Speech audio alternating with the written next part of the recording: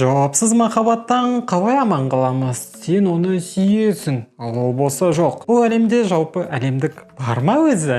Бәріне сәлем, менің құрбыларым, сендермен әрдайым мен сүйікті интернет достарың Санжар, Айдар. Неге сендей әдемі, мейірімді, ақылды қыздың жолы болмай қалыпты? Сен оны сүйесің, ол болса жоқ.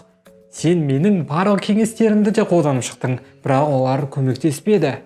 Мен көбінесе директте сенің айтқаныңның барлығын орындадым, ешқандай нәтиже жоқ деген хаттарды оқып жатамын. Әсіресе дауысы бәрін мен бүлдіріп қойып, артынша өзім дұрыстау керек деген сияқты болып жатады. Артынша мен өте өкінішті, бәрін бүлдірген мен, кешірім өтінемін деген түр жасай саламын. Бірақ қазір ол туралы емес. Бүгін жалпы біз жауапсыз махаббаттың не екенін түсініп, оның артықшылықтарын қарастыратын боламыз. Артықшылықтары? Өзіңе және басқаларға кез келген мәселеден шығып кете алатыныңды көрсете алу үшін. Себебі бұл да бір тәжірибе, және ол бір рет болса, демек сен оны екінші рет жасамайтын боласың. Жарайды, көп сөза бермейік. Әйтпесе біреудің жүрегі жаралы. Мен болсам әлі дұрыс жауап бермедім. Сонымен дайынсың ба? Онда кеттік.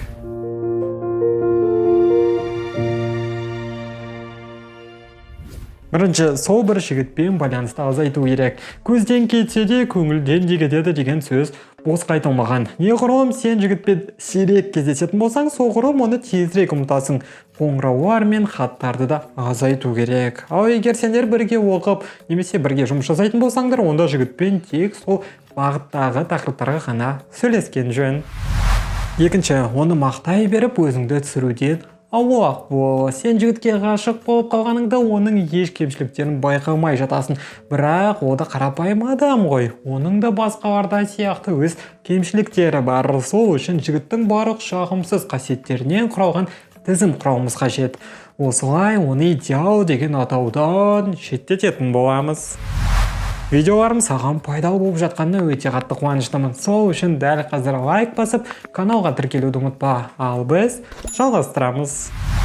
Үшінші, оны еске түсіретін заттардан құтылу керек. Суреттер, сыйлықтар, бірлескен саудалар, сенің алғашқы кездесуде киген киімдерің, бұның барлығын көзге көрінбейтін жерге ысырып қою керек. Себебі олар саған жігітті еске сала беретін болады.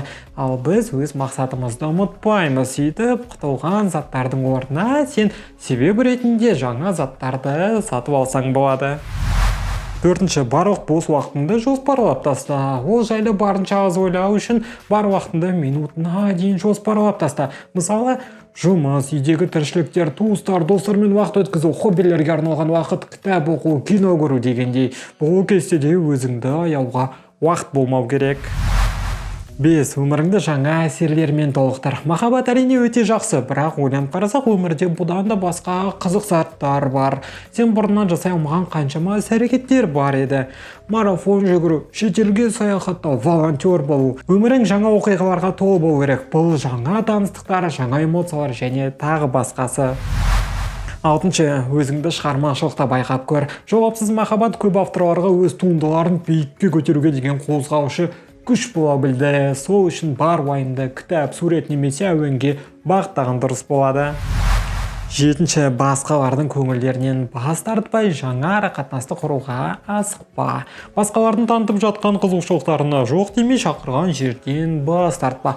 Ұнаған адаммен бірге уақыт өткізсең болады. Бұл сенің самооценкаңды көтеретін болады. Бірақ ескі арақатынас толық ұмытылмай, жаңасына көшудің қажеті жоқ. Әйтпесе сен жұбыңды бұрынғы өзің шыға алмай жүрген бір мәселелеріңе кіздіріп кету қаупі бар. Ал бүгінге осы. Жалпы сенің өміріңде жауапсыз махаббат кездескен уақыт болды ма? Және оны қалай ұмытуға тырыстың? Төменге жаза кет. Басқаларына пайдалы болсын.